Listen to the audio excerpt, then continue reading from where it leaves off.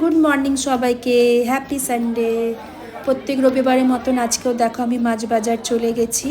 আর এই দিকে দেখো একটা এত বড় মাছ দেখতে পেলাম। মাছকে খাচ্ছে। কি মাছ অবশ্যই তোমরা এটা জানাবে। আর খুব ফ্রেশ টাটকা মাছ ছিল, একদম মাছগুলো জ্যান্ত, ছটফট করছিল একদম।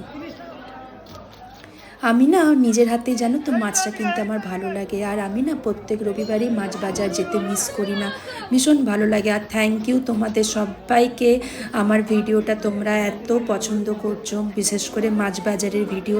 আর এইদিকে দেখো, এই আগেকার দিনে এই শঙ্কর মাছের লেজ দিয়ে চাবুক তৈরি হতো।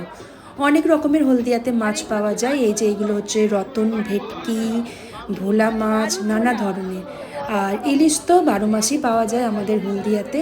দাম বেশি কম দুই আছে, তবে সবসময়তেই যখন ইচ্ছে তখন ইলিশ খাওয়া যায়। আর চিংড়িও খুব ভালো ছিল। কী কী মাছ কিনেছি অবশ্যই তোমাদেরকে আমি পরের ভিডিওতে শেয়ার করব। আজকে তোমাদের সাথে মাছ বাজারের ভিডিওটা শেয়ার করছি, কারণ তোমাদেরও মাছের বাজারের ভিডিওটা দেখতে ভালো লাগে, এই জন্য অনেক অনেক থ্যাংক ইউ।